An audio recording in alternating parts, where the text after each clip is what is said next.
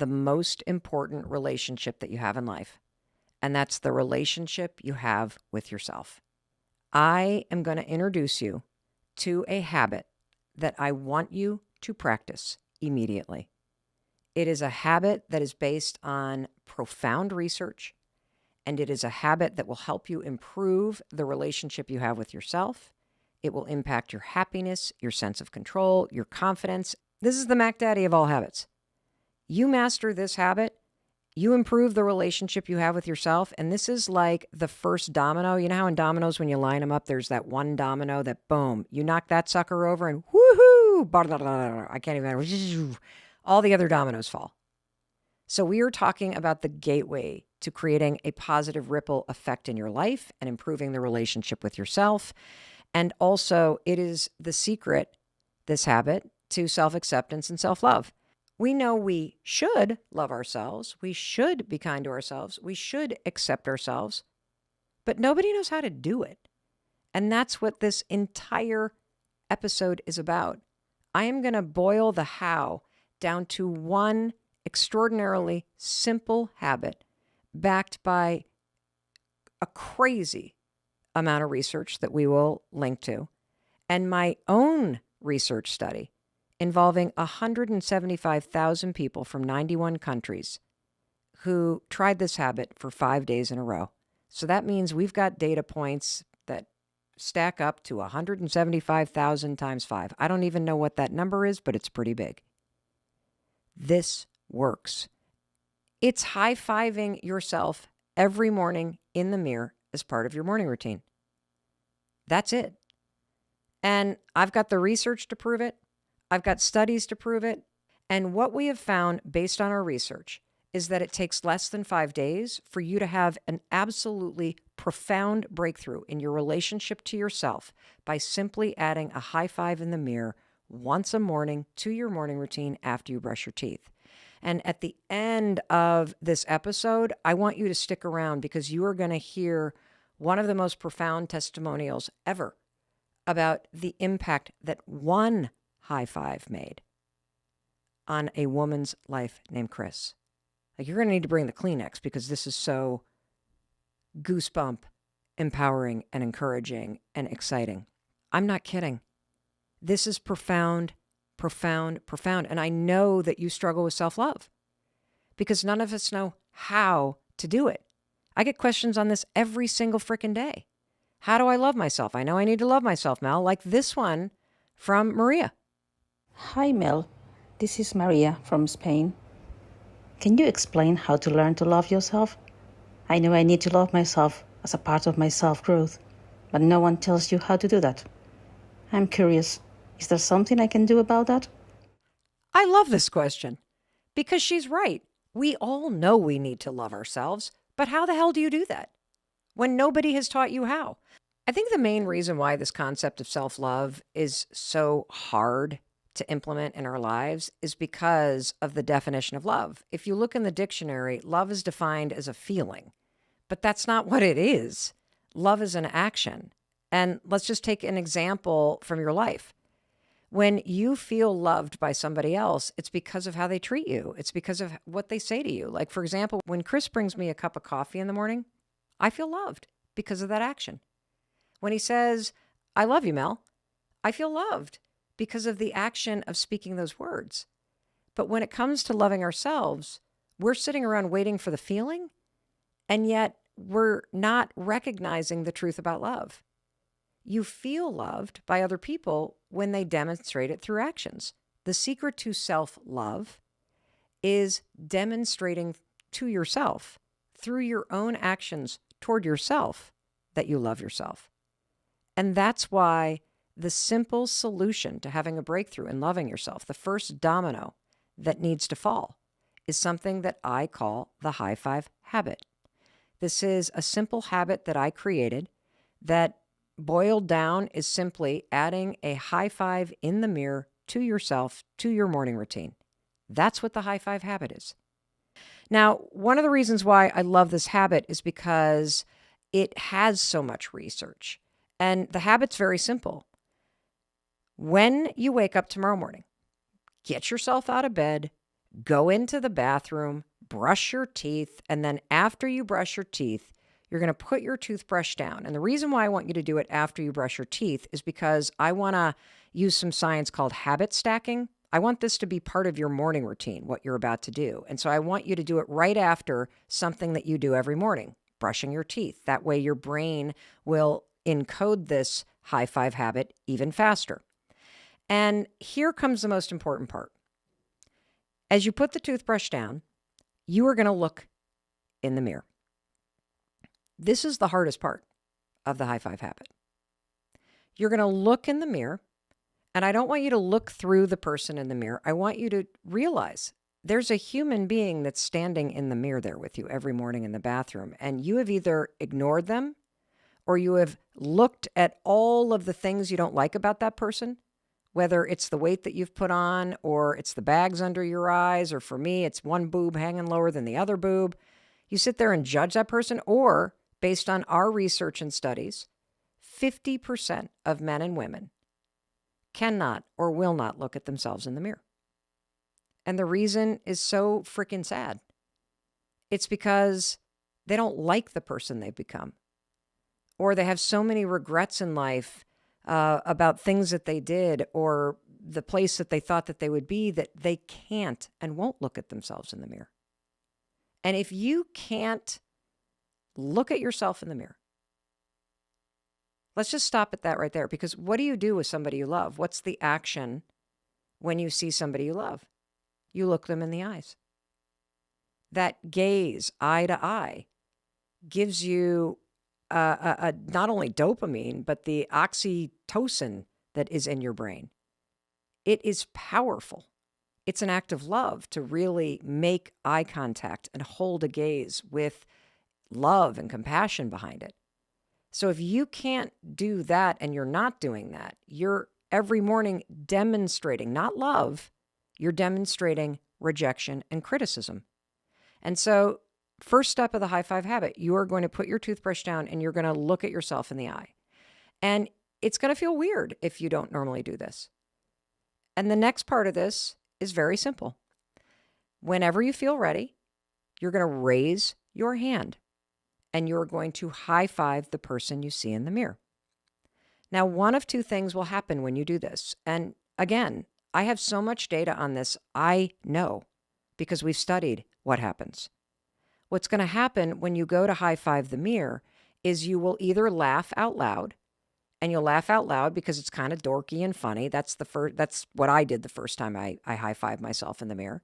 But you're also laughing because your brain recognizes a high five. And so one of the coolest things about high fiving yourself in the mirror is the science involved. It's called neurobics. You're using research in a field called neurobics, which is when you marry a physical action with a new positive thought you want to create. They've studied this at MIT. They've studied it all over the world. It is the fastest way to create new neural pathways and new thought patterns, to marry physical action like a high five with a new thought. And here's where the high five in the mirror gets really cool. So you're leveraging neurobics, all of this sort of physical activity plus neuroscience. You're also getting the benefit of the release of dopamine. You're also getting the benefit of the fact that your brain and your body knows what a high five is, because you've been high fiving people your whole life, right? You've seen high fives in sports on television. You know exactly what a high five is. A high five is something that you give somebody, a physical action, when you're cheering for them, when you're encouraging them. A high five is something that you give to somebody when you're proud of them. Great shot. Good job on that test. And a high five is also something that you give to another human being whenever they need encouragement. So think about like standing on the side of a road race. You don't cross your arms and scowl at people. You high five people and cheer for them because you're trying to say, I see you. I see that this race is hard. Keep going. You got this. If you're on a sports team and you blow a play, when you come to the huddle, a high five from a coach or a teammate says, shake it off. I believe in you. Now get back in the game. And so what's so cool about this high five habit to yourself in the mirror is that a lifetime of positive programming, neurologically already in your brain, gets aimed right back at your reflection. And so you are physically demonstrating with this simple habit in less than 5 seconds every single morning that you, yes, you take actions that show that you believe in, you love, and you encourage the person in the mirror. Now, another reason why I love this habit is you don't have to think anything. All of the wiring that is already in your brain and in your nervous system, it does the work for you silently. As I mentioned, there is so much research, and we're going to just put dozens and dozens and dozens of studies. But I want to also point out that there are two studies that are really important. One of them was done with the NBA, and I'm just going to cut to the chase on this study. They wanted to know if there were any habits that winning teams had that the losing teams in the NBA didn't have in the preseason. And it turned out, after crunching all the data, and this has been verified by the Wall Street Journal too, beyond the study that these scientists did, that the top 4 teams in the NBA, in fact, do have a habit in the preseason that the losing teams do not. You want to know what that habit is? You guessed it. They have more high fives, fist bumps, pats on the back in the preseason among team members than any of the other teams. Why? Well, because a high five isn't just an action and a physical gesture that means nothing. A high five actually says, I am with you. It builds trust, it builds partnership, it builds belief, and you can build that back in yourself by adding the high five in the mirror every single morning as part of your morning routine. There was another study done with kids where they made a bunch of kids take these math tests, and these researchers wanted to know what's the best way to encourage someone through a challenging moment. And they found that it wasn't words of encouragement like, hey, you're a great student. It wasn't the growth mindset words like, hey, really admire how hard you're working. You want to know the single best way to motivate kids to do something challenging? It's to say nothing and to give them a high five. This was so profound that the researchers, and we'll link to this study, changed the name of the study to include the surprising power of a high five, the surprising motivational power of a high five. That's how exciting this is. And I think you can hear this because I stumbled onto this by mistake. I started high-fiving myself right after I had gotten fired, basically, from hosting my own talk show. And I needed to give myself like a pick-me-up. And I just instinctually one morning raised my hand and high-fived the mirror. And the immediate effect that I felt of the dopamine in my mind and the boost in my mood and this sense of, okay, I got it. I can do this. I can face this. Having my own back, demonstrating it to myself during a really low moment, it was the beginning, that first domino that fell, of an entirely new relationship with myself. It's what led me to get into intensive therapy and to start getting serious about my happiness. And I think you know, everything comes back to you and the relationship that you have with yourself. And so we're going to go deep on this because the relationship that you have with yourself is the single most important thing in the world. And in addition to sharing this research and this simple habit with you, I want to unpack some of the things that people experience when they do it, because I've had so many questions about this, like this one from Teresa. How do I stop beating myself up and forgive myself for my past mistakes? I can't believe how many years you waste beating yourself up for past mistakes. And the reason why we do that is we don't know how to forgive ourselves because we don't know how to accept ourselves. We don't know how to accept the failures, the regrets, the disappointments. We don't know how to accept, we don't know how to love ourselves through it. And that's where, honest to God, this simple habit of demonstrating it every morning in the mirror as part of your morning routine changes everything. And we got to take a short break for our sponsors, but don't you dare go anywhere because I have so much to share with you. And I'm going to invite my husband, Chris, to come and join us. Because when I first shared this high five habit thing that I had discovered a couple years ago with him, when I first stumbled into doing it for myself, he thought it was the stupidest thing he had ever heard. And of course, because I'm relentless and annoying, I was like, but you got to do it for 5 days. You got to try it. You got to try. And what happened when he tried it for 5 days was both life-changing, profound, and it was heartbreaking for me to hear as a spouse just how much my husband was struggling and how the simple assignment of looking yourself in the eyes was impossible for him to do at that time. Have you ever had something random happen in your life that is so incredible? It gives you goosebumps. You cannot explain it, but you know this is not just a coincidence. This was meant to happen. Like that moment when you're thinking about somebody and then suddenly they call you or text you? Strange. Or have you ever found a $20 bill in a parking lot and you needed it because you forgot your wallet at home? Or how about this one? I love it when this happens. You sit down next to a stranger on a train or an airplane and you end up discovering some magical connection. Holy cow, they work at the company where you're about to interview for your dream job. I mean, talk about meant to be. Or you move into a brand new apartment and you look out the window and there's like a bazillion hummingbirds and you know this is the right apartment for you because your grandmother died several years ago and she always said she was going to come back as a hummingbird. And there she is as a sign. Goosebumps. Or how about a moment? I had a moment like this once where I was in a children's hospital with our son, Oakley. He was 6 days old, and he was about to be wheeled into emergency surgery. And I looked up, and there on the wall was a Winnie the Pooh mural. My husband's name is Christopher Robbins. I got goosebumps, and I knew he'd be okay. Or maybe you've had a goosebump moment that was really profound, and you come back to it over and over again. Like the time you were too sick to go to that party, which meant you weren't in that car that crashed on the way home. What I'm talking about are moments that feel like they were meant to happen. You might not be able to explain them, but you just know it was meant to be. It gives you goosebumps. It's like a little wink from the universe or God or whatever you believe in, that there is, in fact, this positive force that has your back. Well, what if I told you you could learn how to encounter more of these right time at the right place type of moments in your life? In fact, my guest today believes that every human being, yes, you, has a superpower.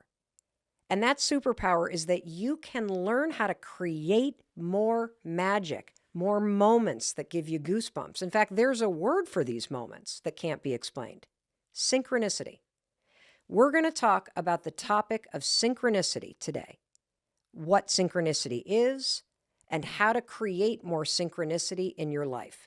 And you want to stick around for this because there is more than meets the eye in this conversation. This is the intersection of psychology, quantum physics, and spirituality. In fact, this year's Nobel Prize for Physics was awarded to 3 physicists for their work in researching how particles that are light years apart still influence one another. And our expert today is going to convince you that you thinking about a friend is what influences your friend to call you out of the blue. You can learn to have your internal thoughts influence your external reality, and we're going to be bringing simple takeaways and the science to prove it to you. I am so excited to introduce you to Dr. Tom Myers, who is an expert on synchronicity. His entire PhD dissertation was on the subject of synchronicity. He's been a professor and researcher for years, and today he is going to teach you everything that you need to know. Dr. Myers is going to break this topic down step by step so that you not only understand it, but more importantly, you can start to tap into the power and magic of synchronicity in your life, because he believes and knows that everybody, including you, has this superpower. And today, he's going to teach you how to tap into it. Dr. Myers, thank you so much for being here. Great. Nice to be here, Mel. So, can we just start with the basics? I realize you got a PhD in this, but I want to start at the kindergarten level. What is synchronicity? Yeah, synchronicity is that point where you have a holy crap, holy shit moment, right? Like How the heck could this have ever happened? This is happening to me. How do I meet someone on the other side of the world who just happens to be my neighbor and we're at the same place at the same time? And probably never in a lifetime could I have ever made this happen again, or not me made this happen, but it's happened again. And so it is a moment where you step back like, wait a minute, what just happened? How am I here at this place at this time when this is happening in a way that is coming together, and it's communicating a way that, wow, it's beyond me. It's created goosebumps. It's created this feeling of, wow, there's something out there. What I find fascinating about your research and the workshops you teach around the world on synchronicity is that you believe that absolutely every human being, there are now 8 billion of us, that we have a superpower and that we can tap into those holy shit moments more in our life. Yeah. One of the things that I find fascinating about this, because this could easily be dismissed, oh, that's a holy shit moment, oh, that's woo-woo, I'm not listening to this, is that there's hard science about synchronicity. That in your research, Carl Jung started looking into synchronicities way back in the day. Then physicists got involved. I find it fascinating that last year, the Nobel Prize in Physics, people, was given to somebody who studied quantum entanglement, which is basically about synchronicity and how particles light years away can impact one another, that there are these connections that we can't see. You're basically teaching people around the world that you, using principles of physics and synchronicity, which has been researched for almost a century, that you can teach yourself how to get intentional about your thoughts and your hopes and your dreams. And once you start to get intentional about your thoughts and your hopes and your dreams, you can train yourself to start to spot signs in the outside world that match your internal thoughts, hopes, and dreams. Yeah. Whoa. So, yeah, and I'm not a physicist. My focus is on the psychological side. I had to have the physics aspect to explain it, as Carl Jung needed to have that before he went forth with his theory. My focus is how do we become aware of the synchronicities and these events and these things coming together in time? How do we become aware of that, and how do we take advantage of it? That helps to confirm we're on the right path. Super cool. So, Tom, what are the 3 ways that you know you're having a holy shit, this is synchronicity moment? Yeah. Well, things come up from out of the blue. Okay. It's as Jung called it, acausal, meaning it was nothing that you put into action. Okay. So an example of, hey, I'm going to, call my buddy or I text them and they get back to me. Like, oh my gosh, like you got back. Well, dude, you just sent me a message. I'm counting, right? But if I am now thinking, acausally, it comes out of the blue, I am thinking about my friend. And just as I'm thinking about my friend, I look down at my phone and there's his text, or he calls me, or I run into him in the grocery store. It's like, whoa, that's a holy crap moment, right? Got it. Second part of synchronicity, it is meaningful. It has an impactful meaning to you. It may not be to anyone else, but personally, this circumstance, this coming together in time is meaningful. Got it. Okay. And it's at the right time. It's like, I needed this today. This is the exact information that has come to me today, in this moment, in this second. This is exactly what I needed. Got it. So it's a holy cow moment. If it's out of the blue, it has meaning. That creates the holy shit. And then the timing is like kind of crazy. Yeah. So Dr. Myers, can you tell me the difference between a coincidence and a synchronicity? Yeah, so a coincidence can be a one-off, happen chance. Yeah, coincidence, I just ran into this person. Okay, great. But did it have a feeling of something deeper, meaningful, that almost a spiritual feel to it? Like, how in the heck could this have ever happened at this right place at the right time? So a coincidence you can explain away, but a synchronicity has something more magical that you can't put your finger on? Yeah, here's an example of a coincidence Okay. for me, okay?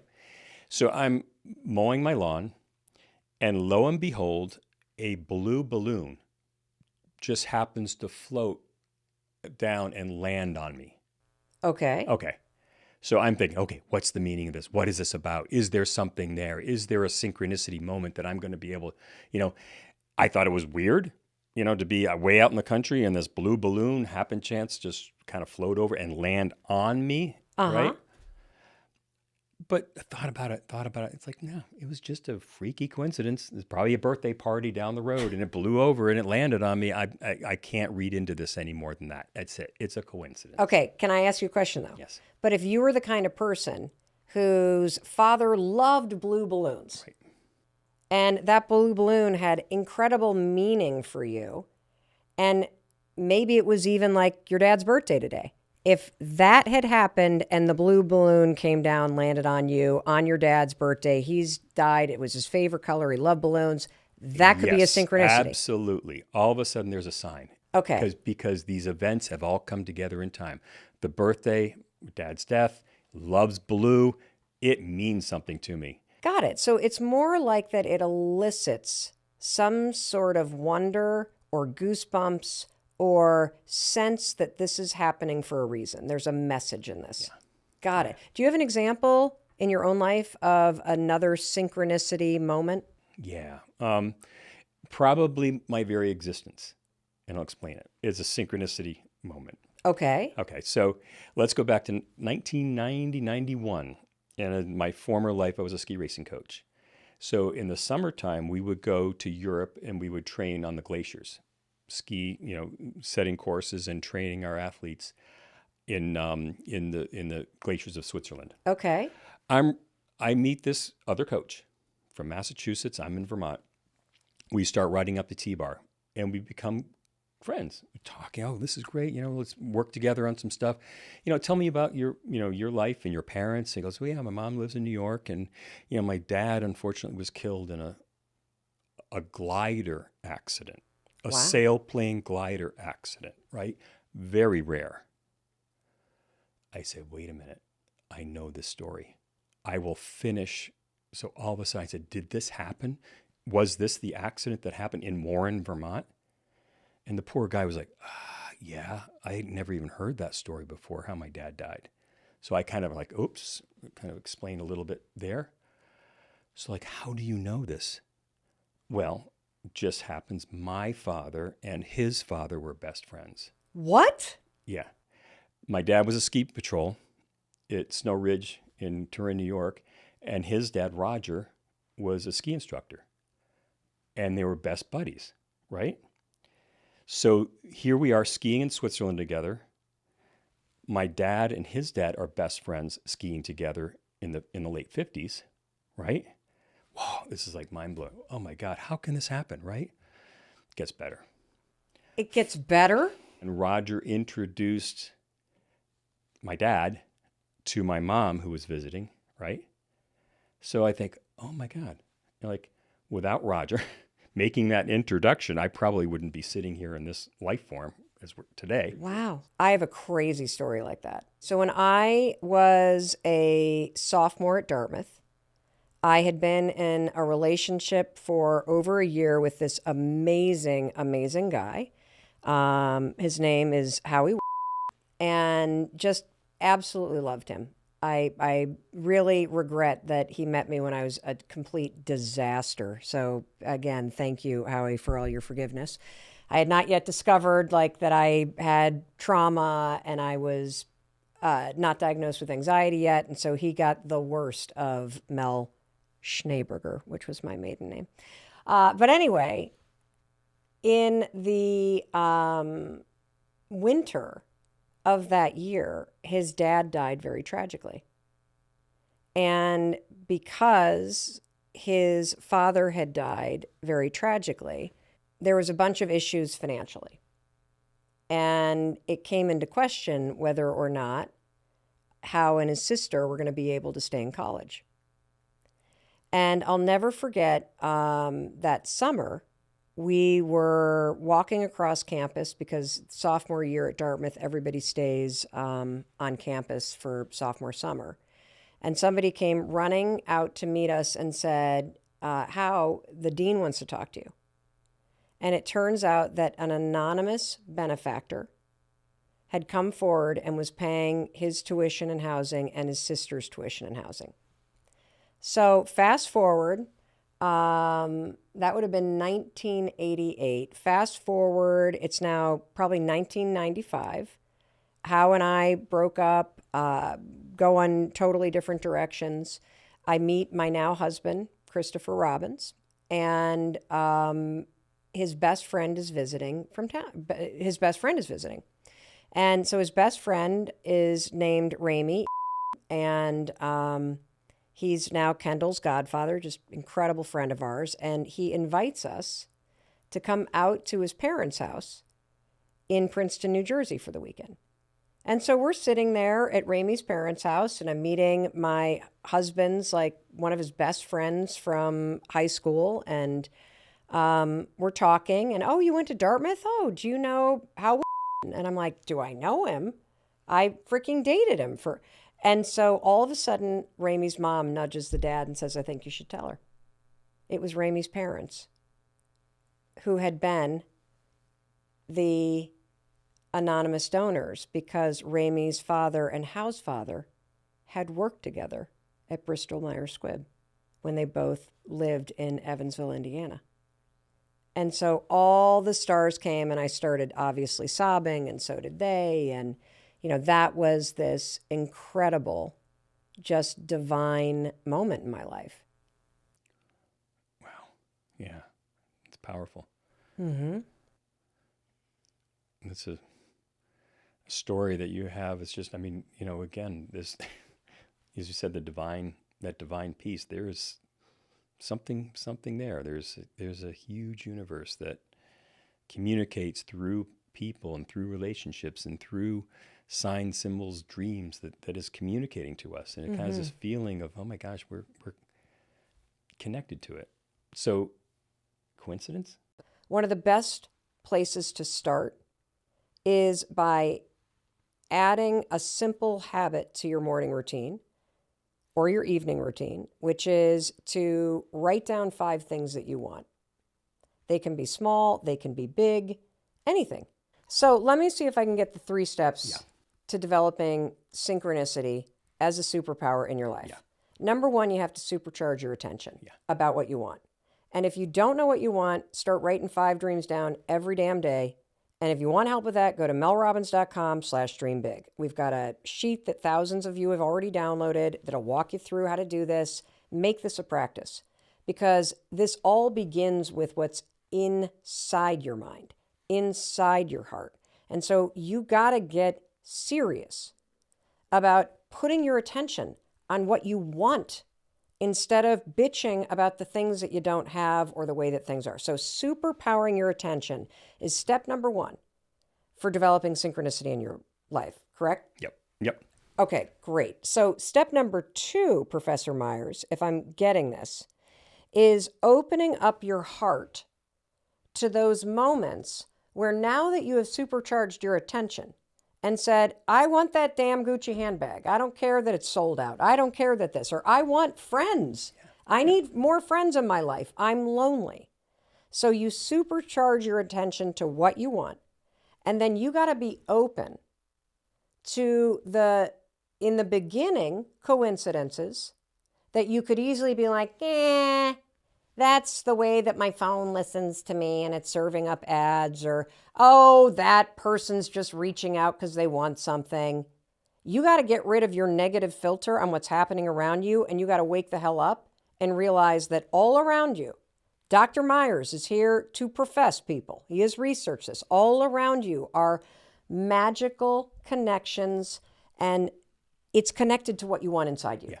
And the second And that the emotion that comes with that, you feel. Yes. You feel it. Yes. Yeah. And so you got to start to get positive and intentional about calling out these signs that life is trying to help you, that things are going in the right direction.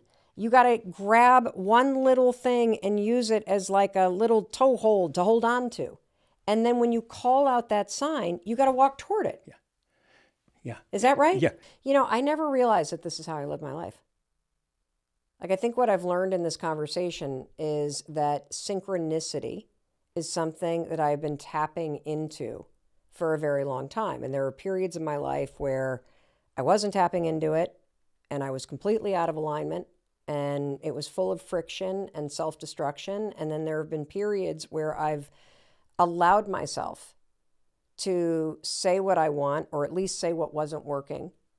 And I allowed myself to start to believe in the signs that would be presented. And having done a tremendous amount of research about the reticular activity system and the filter in our brains and how you can change your mind and how your mind can help you, I really hope that as you're listening to this conversation, yes, you, I'm talking to you, that you will open your heart and your mind to this, because it's very real. I mean, they wouldn't be giving the Nobel Prize to somebody doing quantum entanglement if two particles a light year away could not impact one another. And I want you to realize the power of your thoughts, and you to realize that the world is trying to help you, that you are meant to live in alignment, that synchronicity is not only possible, it's something that you're wired to do. And you can start today. And I also realized something else, Dr. Myers, and it's this. I wrote about this thing that I've done for years that I didn't realize is an example of training yourself for synchronicity.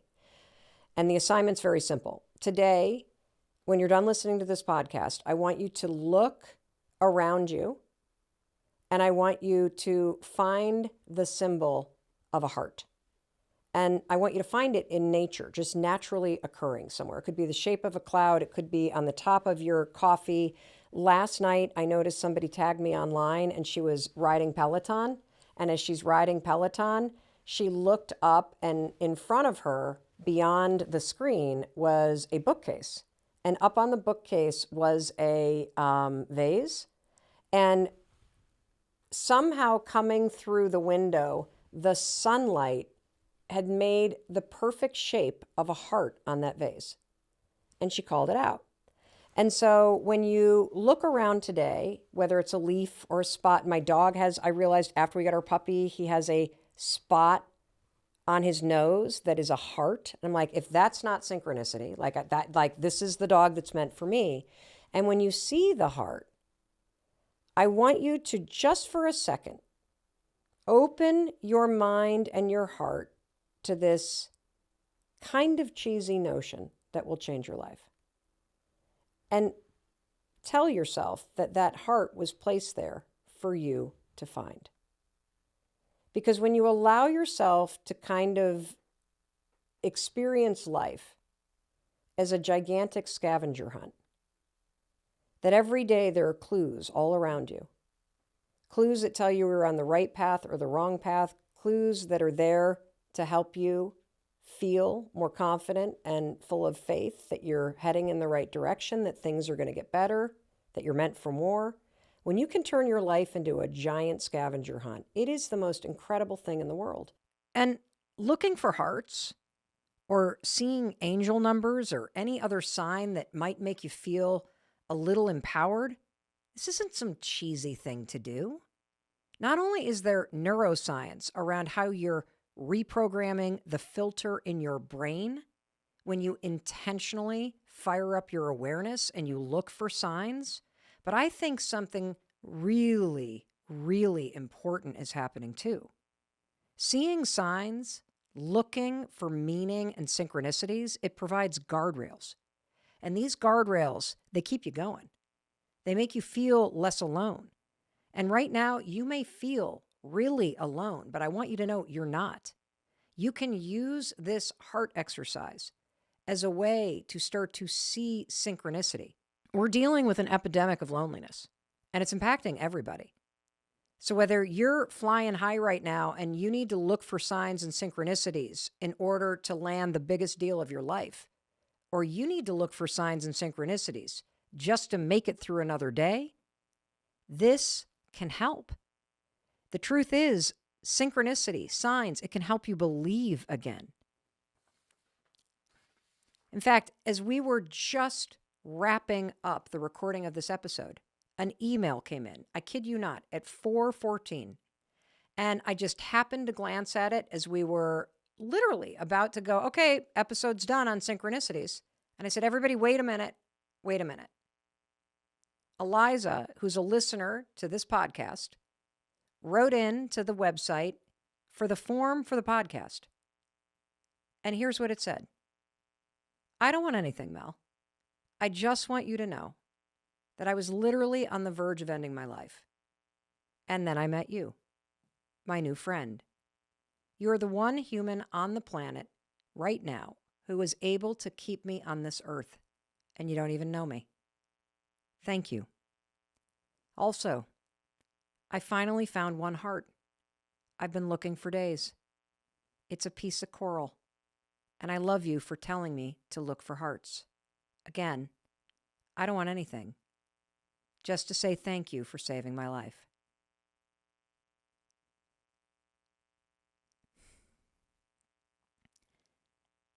This email to me was synchronicity. It came in at exactly the right time. It has extraordinary meaning for me because something felt missing from the episode. And what was missing was this synchronicity, something profound to show you that these simple things that I'm telling you work actually do.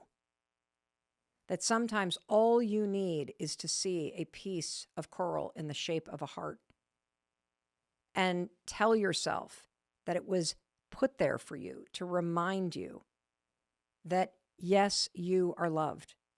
And yes, you have a life that is worth living. And yes, you have the strength and the courage to get through whatever it is that you're facing. And that the synchronicities and the signs are all around you, that you have a big and beautiful life that is waiting for you. Whew! So, Eliza, thank you. And keep looking for hearts, because now that you have found one piece of coral, that reticular activating system in your brain, that filter that helps you spot synchronicities, guess what? You just programmed it today. And now it's going to help you see even more.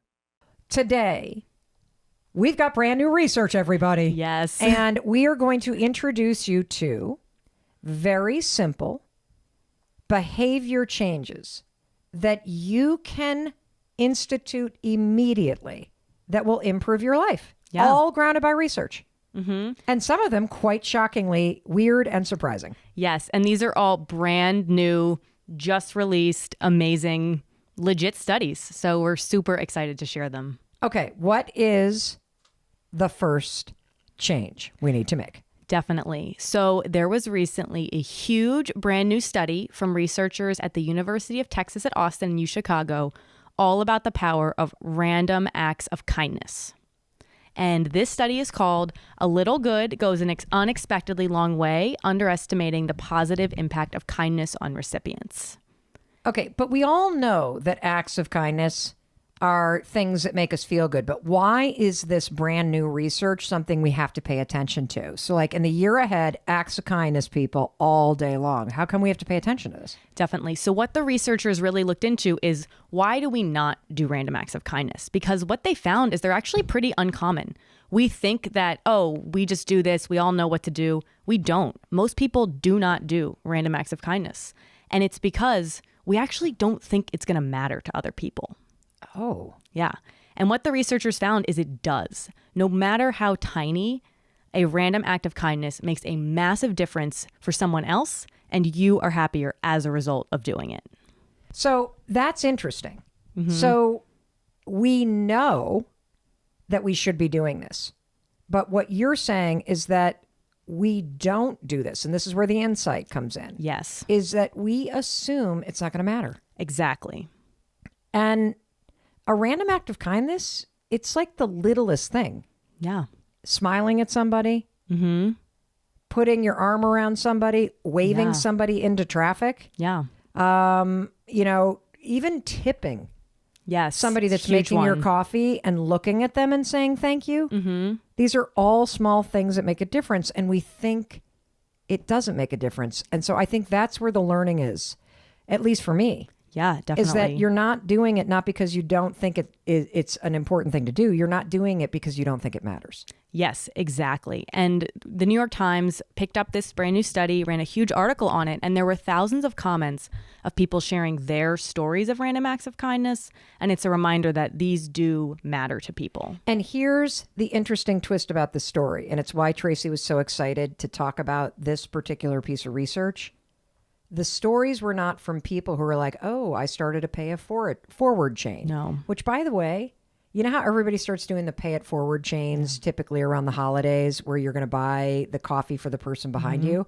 I saw this interesting post by somebody who used to be a barista who says that is a complete nightmare for operations because it gets confusing whose drink is whose and what got paid for, and people don't know how to grab the drink. And that if you want to do something nice in a super busy coffee shop, look at the person making the coffee, tell them thank you and how much you appreciate them, and give that minimum wage person a tip that is the cost of a cup of coffee that you would have bought for the stranger behind you, which I thought was really interesting. But this piece of research, which really impacted me, is all of the comments were not about people bragging about their acts of kindness. It was people sharing stories about how an act of kindness from a stranger or a teacher or somebody in their life changed the trajectory of their life. Their entire life. Yeah. Why don't you read that one comment that had us all just get goosebumps? Yeah, definitely. So this is a comment that was within the article. The comment said, as a child, I lived in absolute poverty with an abusive parent. I had a music teacher who one day stopped me while walking down the hall and simply said, "Are you okay?" I broke down. He took me to his office, fed me his lunch, and allowed me the space to pull myself together. He told me, "You're in a bad spot, but it doesn't have to be your life." That small gesture gave me the hope to believe in myself and allowed me to start considering a future where the cycle of abuse and poverty don't exist. 30 years later, he was right, and the cycles have been broken. That small moment changed my life, it changed my partner's life, and it changed my children's lives. I want you to take a minute, and I want you to think about a moment, an act of kindness that somebody else did for you that was meaningful. And when you think about it from being on the recipient's end, from you being the one, even if it's just as simple as like you were running super late for something and traffic was monstrous and a stranger waved you in with a smile, how that makes your energy shift. That's what I want you to think about when it comes to this brand new research. Yeah. Please, act of kindness, all of us, start incorporating it into our day-to-day lives. All right, what's next? Okay, great. So this second piece of research is very exciting as we think about the new year is coming. A lot of us want new fitness routines, but it always seems to be easier to talk about creating that new routine than actually implementing it. Okay. Especially when you're busy, like you and I both are. This is a brand new study that is called Less Gym Time, Same Results. I'm down. Less gym time, same results. Let's go, people. What do we Brand do? new big study from researchers at Edith Cowan University in Australia, along with whole research teams in Japan and Brazil. Listen to this. All you need to do to build your strength is do what's called the eccentric muscle contraction, aka the second half of any exercise. Okay, I don't know what you're talking about. Imagine that you were standing up to sit down in your chair or to squat. Okay. It's simply the motion of the sitting down part, not the standing up.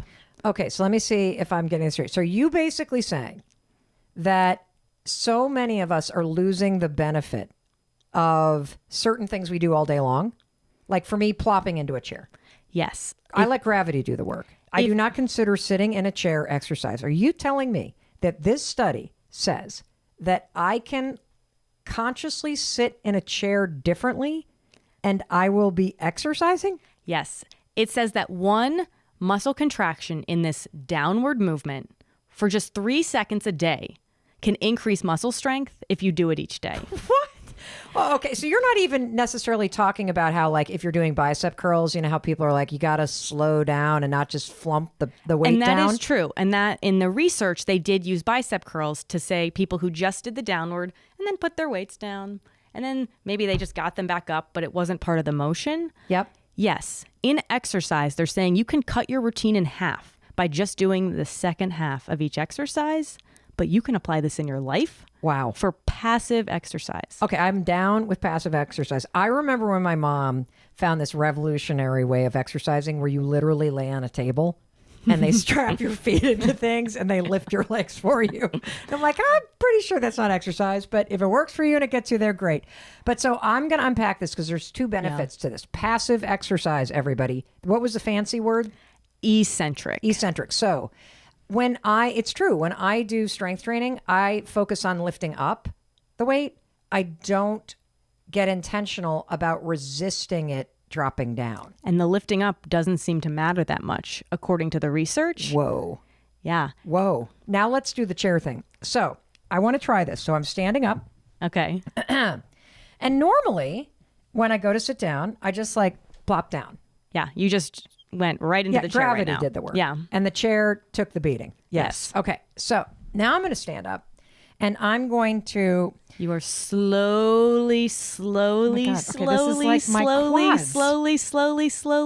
down. Okay, now my shins are engaged. Great. And now you're holding down for 1, so I don't 2, leak. 3. But also, this is like an ab exercise. My butt is like an inch above the chair, and this is like a squat. The research is saying if you can once per day for 3 seconds slowly chair sit, you have just exercised. Building your muscles. I'm doing this. Could be easier than a whole weight training New Year's resolution. My life has just been changed by passive exercise research. Ladies and gentlemen, Tracy, genius. Thank you. So we've got acts of kindness, remembering how profound they are for somebody. Yes. Even just a smile. Oh, you know, one act of kindness that I do all the time, whenever I see somebody that has their nails done, particularly like the tips and the cool stuff and the designs, I always compliment them. And the reason why is I know that they took the time to do it. And try this. Compliment somebody's nails. You will see somebody light up like a Christmas tree when you compliment their nails. They feel seen. They feel acknowledged. It's a simple way to do it. Okay. What do you think of my sparkly nails? Oh, Tracy with the gold. You are not a nail polish person either. No, I'm not. Well, show them to the YouTube community. It's gold, everybody. For Christmas. All right. Next study. So this study, when I first read it, I was a little bit floored by it. So this this is stupid or floored? Because there's a mix. There's it some felt research stupid, we find. and I cannot believe how big of an impact and how big this study is for what it is. But I think this is a very simple thing that anyone can do for 1 second each day. Wait, 1 second. 1 second. Well, you know, I think 5 seconds can change somebody. 5 You are seconds. taking it down, Tracy. This one thing is going to give you an improvement in mental well-being for 8 hours. And it works in healthy people. It works in those with depression. It works in those with all different kinds of mental health challenges. Here is the study. This was a huge study in the UK at King's College London, huge reputable research university that was published in Scientific Reports. Can I just stop you? Yeah. Because I'm trying to think of what this is. Okay. I don't think you're going to get it right. Orgasm? No. No? Okay. No. I can't think of anything else. So this study took place across a 4-year span. They collected data of 20,000 assessments, and they had global participants in this study. And do you know what they found, Mel? That would improve my life for 8 hours after just doing this for 1 second. No. The study is called Feeling Chirpy. So in this study, what's really interesting too is you might think, okay, you're out in nature, that's the benefit. But no, they isolated. It is not about trees. It is not about plants. It is not about being by the water. It works if you listen on an app. Really? There is something about the sound of birds. You can go on YouTube. You can listen to a birdsong app. You could get outside. But that deeply resonates with us, even at a subconscious level, for 8 hours of improved mental well-being, up to 8 hours. That's incredible. You know, it reminds me up here in Vermont, when my in-laws owned this house, there was a clock that used to hang in the kitchen. And every single hour was the photo of a different bird. Mm-hmm. And when the clock would hit the hour, the chirping of the bird would happen. And it didn't matter how many people were in the kitchen. Everybody would stop and turn toward the clock. Mm-hmm. And so on some level, this seems like one of those studies where you're like, honestly, who the hell even Who got this funded idea this? to stop this? You know, like, but if they've got more than 26,000 assessments Mm-hmm. Over and they- 4 years. over 4 years, there's something here. And I just wonder, because I wonder if this has to do with evolution and the fact Wow. that if you think about our ancestors truly navigating and migrating and following patterns of nature Yeah. and wind and stars and the migratory patterns of birds, Yeah. that I wonder if there is this connection. And, you know, I agree. I love the sound of birds, except for a crow. I don't like a crow. But if I hear a songbird chirping, Yeah. it does cause a lift in mood. Yeah. That's incredible. Wow. So now I'm sitting down mindfully. I'm listening for birds. Yeah. Just to put it on YouTube after your episode of the Mel Robbins podcast. Maybe we should just play some birds right now. Let's play the bird sound. Okay. Great. What else you got for us? Well, now that we're so grounded after our bird sound, there is a huge, brand new, like just published study from Georgetown Medical Center, published in the JAMA Psychiatry Journal, which is a really big, prestigious journal. So this research is legit. My dad used to get that. The journal, I think it's of American Medical Association. Probably. I can't believe I So this remembered is that. Okay. legit. They compared in people who have anxiety, taking Lexapro versus doing mindfulness-based stress reduction, which often looks like a body scan or gratitude journaling. Now, by body scan, you don't mean climbing into an MRI. No, I mean, how is my body feeling right now? So a lot of times in yoga, they'll use this relaxation technique in a class where you're like, you know, scrunch up your feet, relax them. Scrunch your ankles, relax Yes. them. You know, like flex your quads, relax them. That's sort of a way to kind of body Yes. scan. So that's one example. What's another example they used? Gratitude journaling. Really? Yes, that's a powerful example of mindfulness-based stress reduction. Okay, so they studied Lexapro.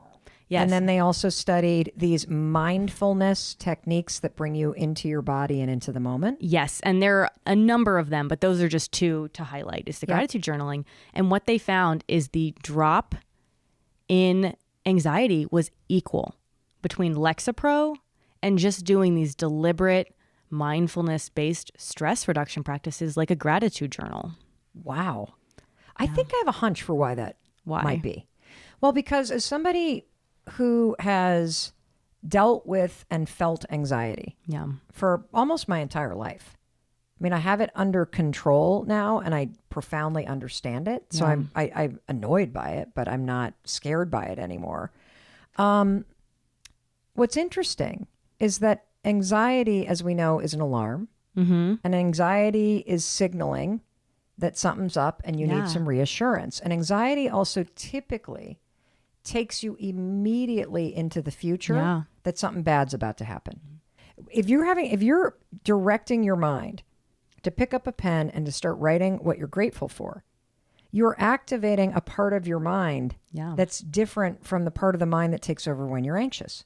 Mm-hmm. And so it's a way for you to almost like shortcut Yeah. in your own mind Yeah. this skill of pulling yourself into the present moment. And if you are having a panic attack or you're anxious, you're not in the present moment. Exactly. And so this makes a lot of sense. Yeah, definitely. And the research, still emphasizes that there's a need for medication and for course. practices, but in conjunction can have a really, really powerful effect, especially in how your brain actually changes, what areas are active. Well, and the other thing that I've found personally and that we know based on the research is that the more that you practice these strategies, whether it's doing a body scan of your own body in the moment, whether it's gratitude journaling, whether it's certain forms of breathing, whether it is redirecting your thoughts. The other exercise we talk about a lot is the 5 senses, where in a moment where you feel anxious, you say, well, what can I smell right now? Yeah. What do I see in front of me? And by describing those 5 senses, again, you're interrupting that part of the brain from taking over, signaled by the alarm, and you pull yourself into the present moment. That makes a lot of sense to me. Yeah, definitely. But I It's awesome. love knowing. Why do I love knowing that researchers at Yale have confirmed that? Because a lot of this is common sense. Not a lot the of it birds. is common sense, but I think there's something about knowing your time spent in your gratitude journal is worth it. That it matters. It matters. It really does. Yeah. All right. What else you got for us? This is really Great. cool. So we've done the act of kindness. Yeah. You've sat in your chair very, very, very, very slowly. You have listened to your bird sound. Now we have written down what we have gratitude about. This next one is super interesting, and it is about willpower. So a big study from UPenn in Michigan looked at 20,000 high schoolers as they studied for and took the SAT exam. Okay. What they found, taking into account socioeconomic status, all of their prior achievements throughout high school even, what matters the most for their study plan and their scores is if they didn't rely on willpower and set themselves up with strategies to better be able to study. So you're saying if the students didn't do what I did or didn't do what I see my kids doing, which is basically you got the laptop open, you got the phone on, you got piles of books all around you, and you're just going to try to plow through it. Yes. If instead you get deliberate about chunking it out, putting the phone to the side, having deliberate blocks of time to study, that you're going to do better on the test? Yeah. In Why? particular, the ones they mentioned was disabling your cell phone. Okay, so turn the phone off. If you're serious about performing better, Yes. you got to turn the phone off when you're preparing. Okay, that's number 1. Setting up a distraction-free place to get your work done. Setting up a distraction-free place. I'm starting to smile, Trace, because yesterday Tracy and I were going over the final draft to our newsletter that goes out twice a week. It's amazing. Just go to melrobbins.com to sign up for it. And Tracy was trying to get me to focus. Mel was doing some online shopping That's while writing the newsletter to you guys. 2 tabs open. And so Tracy was so awesome. She, without skipping a beat, you didn't even look at me. You just reached your hand over and shut the laptop and then shoved it away from me. You did what the study's telling. And do you know how quickly we wrapped up the final of it? Yeah, we focused right in and an awesome newsletter went out. Totally. Yeah. And then the other strategy as well, in addition to distraction-free and disabling your cell phone, is creating a schedule to study. So take a look at the week. If you've got a big project or you got something, and schedule in blocks of time where you're going to go to that distraction-free thing and you're going to turn off your cell phone. And that if you were to do that, did they find anything about how it also took less time, or just that you were more effective, whatever time you put in? Yes. And one thing they found that did not work was when people said that they willed themselves to study. Willpower did not lead to results because willpower fades. We can't rely on willpower. And while this is about the SAT, you could probably generalize these results for anything where high performance or studying or preparation is needed. So are you suggesting that sitting on the couch with Netflix on and my laptop open is not a good way to research podcast episodes? Probably, depending on how long you want it to take. If you want to study more efficiently, faster, and just perform better, put your phone on Do Not Disturb. Go into your other room. Shut the laptop. And also look at your calendar in the morning and say, what am I going to get done today? Awesome. Simple strategies lead to a huge result. And again, like I think that these are the things that in the back of your mind, we kind of go, duh. Yeah. But having these validated studies, 20,000 high school students. Yeah. Like, why wouldn't you do this unless you just want to shoot yourself in the foot and make life harder? Yeah. Okay, cool. What else you got? Great. So now we have number 6. This is a really interesting study that Once you hear it, you're going to resonate with this in your own life. And it's about smell and food, recalling a memory instantly when you smell something that brings you back to an old time and place. Okay. So this is a study out of Lancaster University in the UK, brand new study, where they actually asked older people who at this point in their life, maybe they're not having as many exciting new experiences, for a really amazing memory of their past. And they created something for them to smell and taste that took them back to a big moment.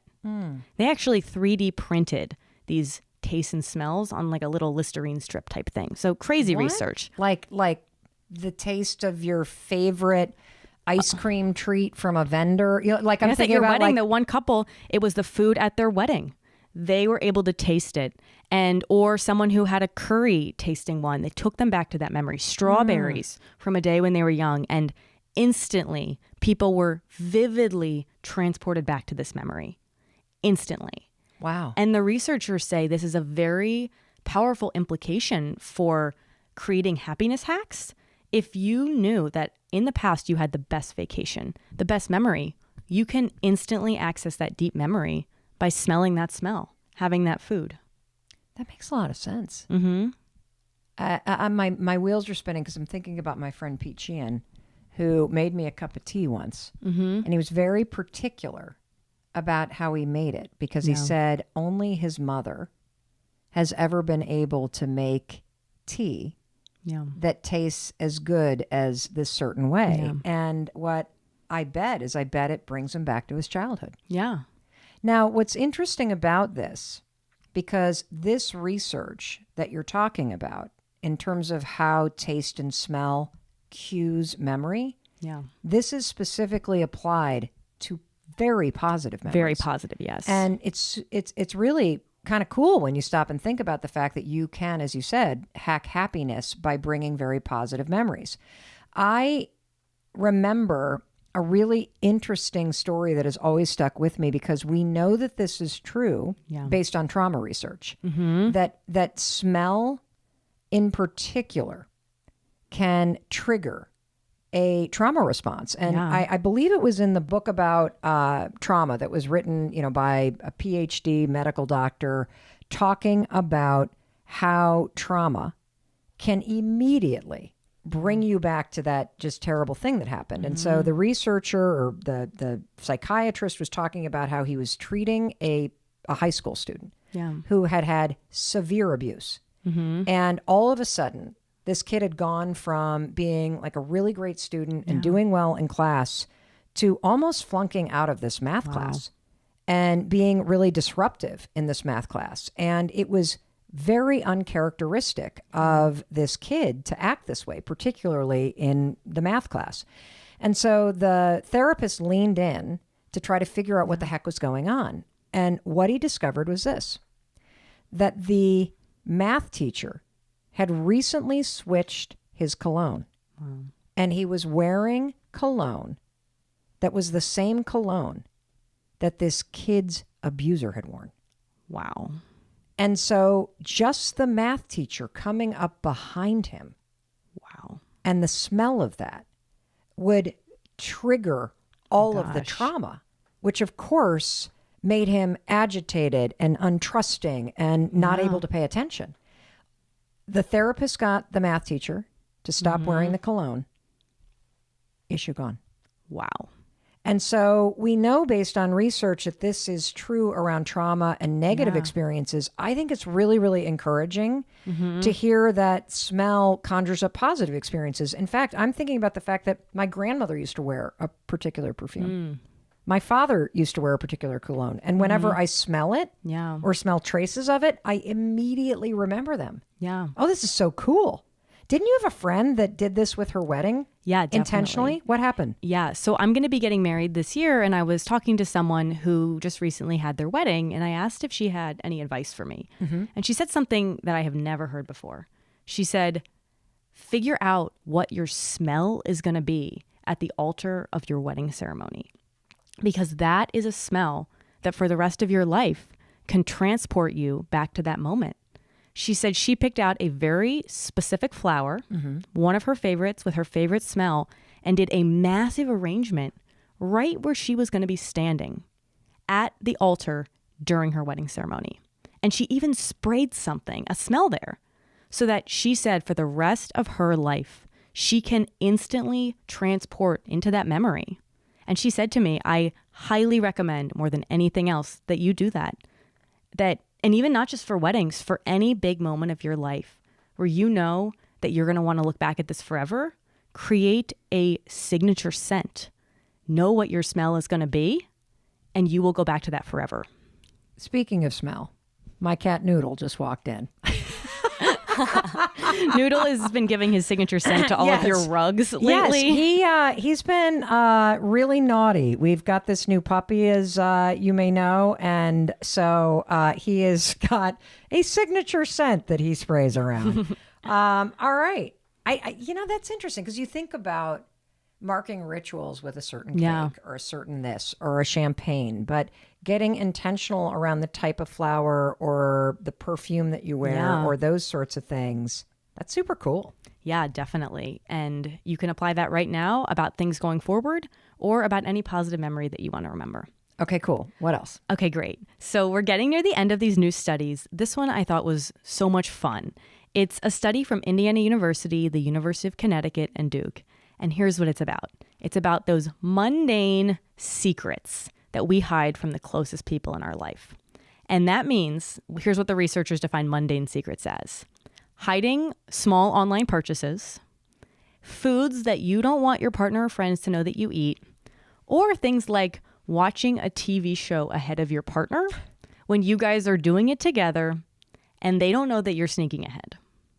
And then you sit there and pretend that you haven't when you watch the episode. The researchers... I can't do that. I can sneak ahead, but when the episode comes on, I can no longer sit there and pretend that I haven't seen it. That's the part where the gig is up for me.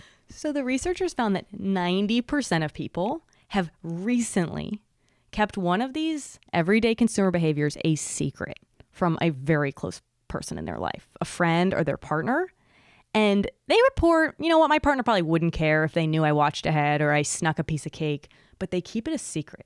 90% of us have these tiny little guilty secrets. Now, is this something we should do? Because everything that you've recommended so far is additive. Yeah. So, yes, I am guilty of watching a show ahead and not telling Chris, but I always confess when we're sitting there.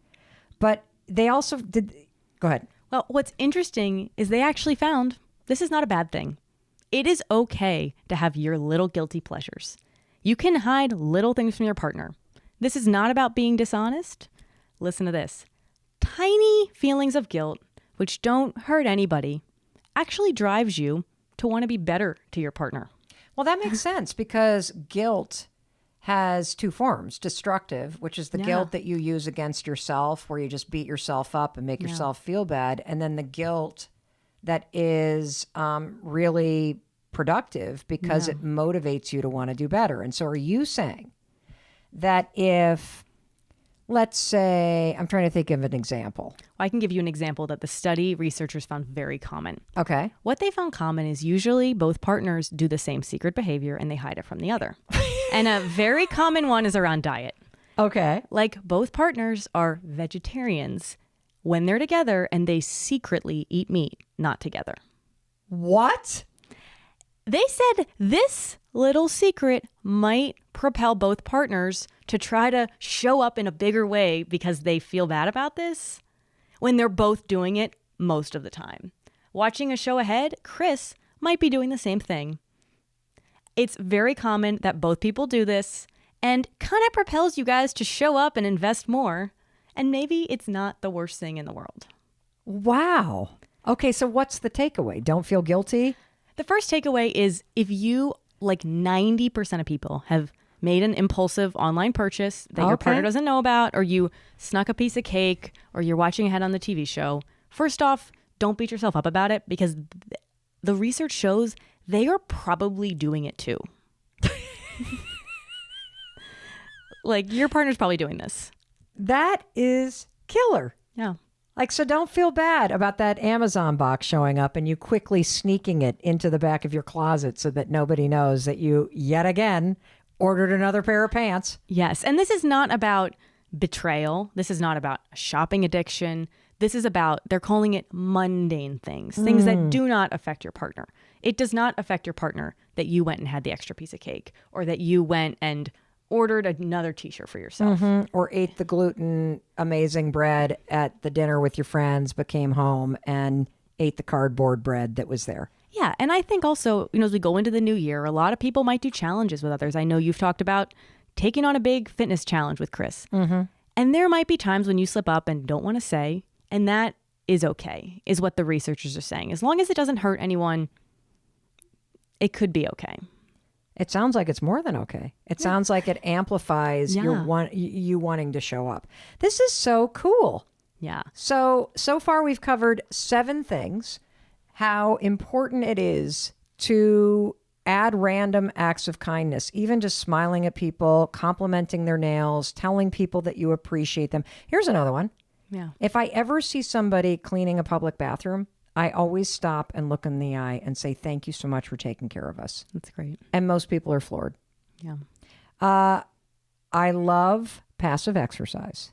Sit down slowly in that chair once Remember, per day. everybody, we can per day. Literally, I'm doing it now. It's a squat. That's what it is.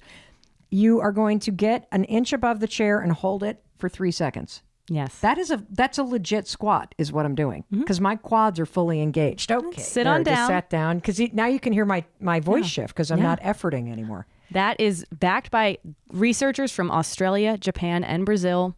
Just sit down slowly in your chair once a day. Yeah, don't lift the weights, everybody. Slowly lower them, and you will be ripped.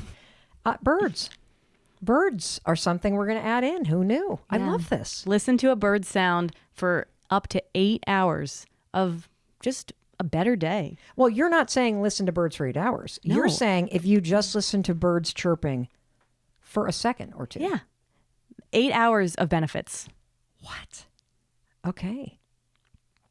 And then the fourth one is the mindfulness practice. That study out of Georgetown around bringing in some mindfulness into your day, like a gratitude journal, can cause as much reduction in anxiety as taking an antidepressant.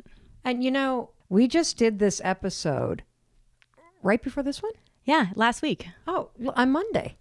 Last Monday. Oh, a week ago. Yeah. We did this episode about doing nothing. And in it, I recommended that we set an alarm in our smartphones for 2:13 with a little note that says, stop, take a breath, do nothing. I even had a little song that I play when it happens. And that's an act of mindfulness. And one other thing that comes to mind, I know in Tim Ferriss's big book, Tools of Titans, he crunched the data on 250 interviews that he had done with like billionaires and world changers. And every single one of them had one habit that they all shared, right? Yeah. And it was a mindfulness practice. Yeah. So I know you know this, but when you start to understand how compelling the research is, not only about how it changes the neural pathways in your brain, makes you a more positive and calm person, but to also know that in research studies, it has the same effect of dropping anxiety by 30% as prescription medication. That's worth paying attention to. Yeah, definitely. Definitely. And then our study number 5 was do not rely on willpower for success, for accomplishment, and for getting important work done. Go on Do Not Disturb. Help someone have you stay accountable. Go into a quiet room, just like those students who succeed on the SATs did. Awesome. Schedule in success. Don't just muscle through it. Yeah. What else we got? Oh, smell. I like this one. Yeah. Think about putting more positive smell associations into your life, whether it's bringing positive memories to mind, or it is creating positive experiences by getting intentional about the smell. I love this. Yeah, definitely. And then we had our one sneaky TV show watching, sneaky meat eating. So just giggle about it. Stop making yourself feel bad. Stop making yourself bad because everyone else is doing it too. And there's one final change. Yeah. So this piece of research is something that researchers actually show is the easiest habit to make the largest impact in your life. And what is it?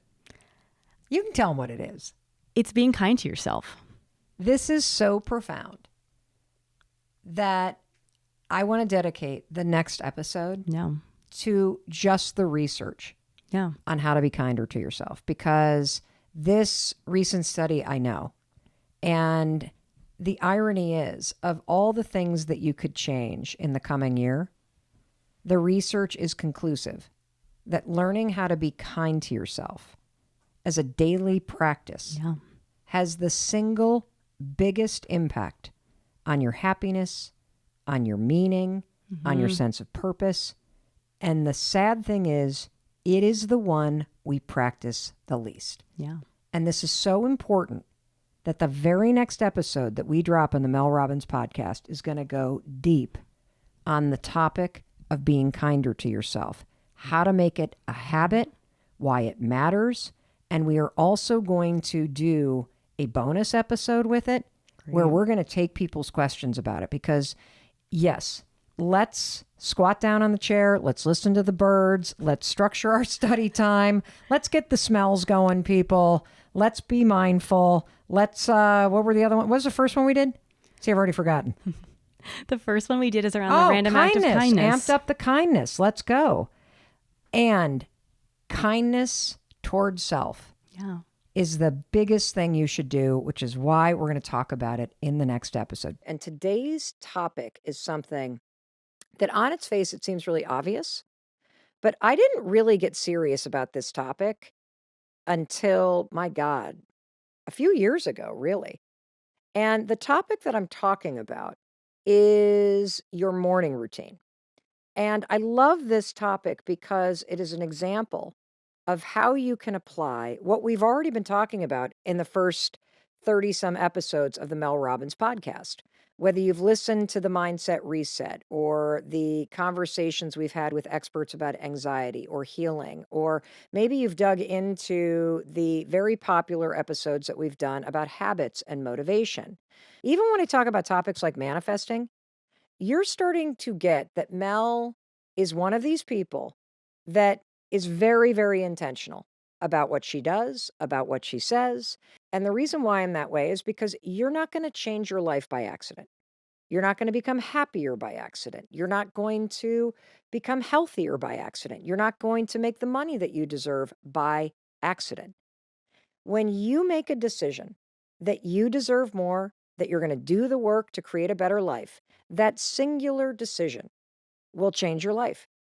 And what we're going to do today, and I'm so freaking excited about this, is we're going to basically put everything that we've been talking about for several months here on the Mel Robbins podcast into action. And we're going to do that by talking about why a morning routine is so important for your success. And I'm going to start this conversation today by talking about the single biggest hack that has helped me create a rock solid morning routine. In fact, I call my morning routine the $1 million morning because it makes me feel like $1 million when I follow my morning routine. And the structure of a great morning routine is what helps me make millions of dollars. And so, what is the hack that has helped me create such a powerful morning routine? Particularly when your friend Mel Robbins is not exactly a morning person. Well, that single biggest hack about my powerful morning routine is putting myself to bed. Yep. I have an evening routine where I wind down the day and I do a couple simple things to set myself up for success tomorrow. And then, yes, you heard it right here, Mel Robbins tucks herself into bed. And here is the hack. Your morning routine begins the night before. I'm going to say that again. If you want to master a rock solid morning routine, and trust me, you do, your morning routine begins the night before. And this is one of those topics that it's so obvious when you unpack it. Because right now, think about how many mornings you wake up and you bemoan the choices you made last night. How many times have you woken up and you're like, oh, I shouldn't have had so much to drink? Or a friend texts you and there you are at the yoga class you were supposed to meet at. They're like, I'm really sorry. I stayed up really late and, and I overslept and we've all been there. Or what about when you wake up and you literally had fast food at 1 o'clock in the morning on the way home from some event and now you've got a burrito bomb in your stomach and you're like, I can't do that to myself again. And then what do? You do it to yourself again. What if instead of bemoaning the choices that you made last night, what if you got serious about making sure that the future you, the one that's waking up tomorrow morning, is actually waking up feeling really good? Yeah, you're right. It sucks to wake up and be anxious every morning because you drank almost every night. And the number one symptom of a hangover is freaking anxiety because the chemicals in your body are getting processed. And when the chemicals get processed and you have a dump of cortisol and the dopamine drops and you got the poison of alcohol, of course you have anxiety. Don't sit there and feel anxious. Do something about it. Get serious about the choices you are making the night before and how that impacts you in the morning. And yeah, that includes what you eat, what you drink, but it also includes some other things. And that's what we're going to talk about today. We're going to talk about 5 simple things. These are game changers. These are not rocket science. You don't need a PhD to understand this, but let me tell you something. When you put this into practice, you will experience a level of holy shit transformation that is hard to put into words because the decisions that you make at night determine who you are when you wake up in the morning. And you have a choice every evening to either set the future you up for success, for ease, for structure, for confidence, for winning, or you can make decisions in the evening that set you up to feel like shit, to be behind, to have a ton of stuff to do that you could have done last night. Your decisions determine everything. And so I really want to rattle the cage today and get you to think differently about the night. I know that your days are stressful. Mine are too.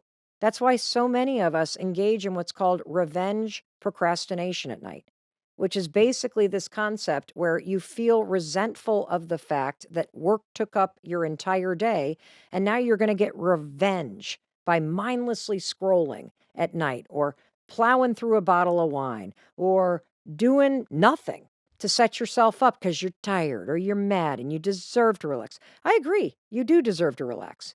But if you were to just do these 5 things that I'm going to recommend, you would have time to relax, but you would also set the you that's going to wake up tomorrow morning up for a clean slate day where you wake up, you feel great, you're set up for success, and that is going to be a positive domino that literally triggers a ton of positive stuff to happen every day. That's what we're talking about. Because the choices you make at night determine whether or not the next day is going to be easy and empowering, or whether or not you are going to wake up to a morning like the old Mel Robbins used to wake up to. And whether you're aware of it or not, I just want you to stop and consider something. Right now in your life, you already have an evening routine in place. You already have a morning routine. And today, because the big hack is understanding that a great morning routine starts the night before, you and I are going to focus on your current evening routine. And I, as your friend, am going to challenge you to change it. So let's do a quick experiment. Okay? I want you just to stop, think about the night in front of you, and be honest. What does the average evening in your current life look like? I'll go first because back when I was really struggling, the old Mel, I now realize how much my evening routine was contributing to the fact that I was struggling so much. So here's what the old Mel's evening routine looked like many years ago. I would either come home from work or I would roll downstairs from working on my laptop all day and I'd crack open a bottle of wine. I'd cook dinner by trying to throw something together that was in the fridge because I hadn't really planned anything. I'd throw a load of laundry in here and there, and then you know what I'd do? I'd basically slump down on the couch and I'd start scrolling through social media. After dinner and helping the kids with the homework, you might find the old Mel Robbins just sort of laying there on the couch with the bottle half drained, glass of wine in hand. I got a movie or some series on the television. I got my phone in my hand. I'm zoning out. I'm scrolling along. During the commercials, the old Mel Robbins, I'd probably turn to Chris, complain about my day. Then I'd look over at the kitchen and I'd see that the counters were full of crap from the dinner that we had cooked or from the backpacks that we had emptied or the laptops that we had put there. The kids' homework was typically sprawled out among the island. And I would say to myself this was the routine of the old Mel Robbins. I should probably clean that up over the next commercial break. And I'd say that over and over again. I should probably pack their lunches. I should probably turn off the TV and read a book. I should probably move the laundry from the washer to the dryer so it doesn't sit there for 5 days and then get that disgusting, damp old towel smell to it, and then I have to rewash it again. I know you do that too. And all of a sudden, it would be almost 11 o'clock before I knew it. I would have polished off that bottle of wine. I'd get up and I'd clear off the counters and put most of the dishes into the sink, a few of them into the dishwasher. I'd do my favorite cleaning trick, which is instead of scrubbing and cleaning the pans that I had cooked dinner in, I'd just fill them up with warm soapy water and let them soak. Because I'd tell myself it's going to be easier to clean them in the morning if they soak all night. Now, by this point, I'm exhausted. I'm buzzed on the wine. I'm tired from a long day. I kind of resent the fact that I have more to do and it's now 11:15, and I'd start to tell myself, "Well, I'll just pack the kids' lunches tomorrow." And then I would turn off the lights, I'd let the dog out one more time, I'd lock the doors, and I would collapse into bed with my phone.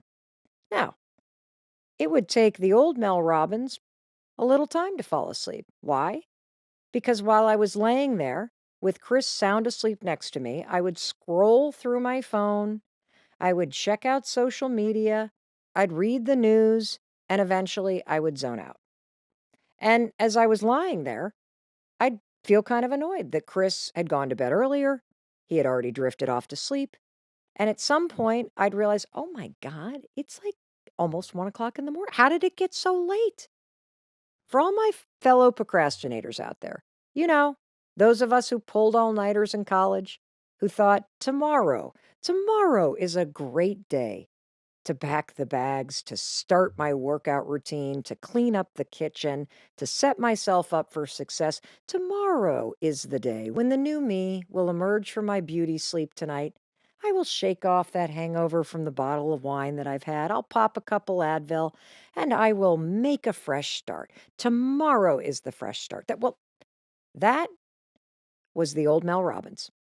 I used to have all kinds of stories about myself for why it is that, I just couldn't get my act together. Oh, it's just so hard for me to wind down after a long work day. I have trouble falling asleep. I need a glass of wine or two or three or four in order to relax and to fall asleep. And, I'm just not a morning person. That's why I can't get up earlier. I don't know why I wake up and I feel anxious and slightly hungover, but, I'm just not the kind of person that ever just springs out of bed. And I got so much work that I just want to relax at night. What's the big deal? And the problem with this is that my nights did not set me up to have a relaxing morning. Let me tell you what the old Mel Robbins life was like. Thank God Chris is not on this episode because he would really describe it in a way that makes me feel like a loser. I would set several alarms on my phone. The first one to go off at 5:45, but that's not actually when I'm getting up. That's just alarm number 1. And then I'd set another alarm for about, 6 o'clock. And then I'd set another one for 6:15, and then another one for 6:30, and then another one for 6:45, which was kind of the time that I felt like I needed to get out of bed because that's only 45 minutes to get 3 kids out the door and lunch is packed and everything cleaned up. But I'd usually honestly roll out of bed at the last alarm, which was like the emergency alarm, which was 7:15. Sound familiar? Don't tell me you don't do this. You do this. And I want you to just consider, what does that act of setting multiple alarms say to your subconscious?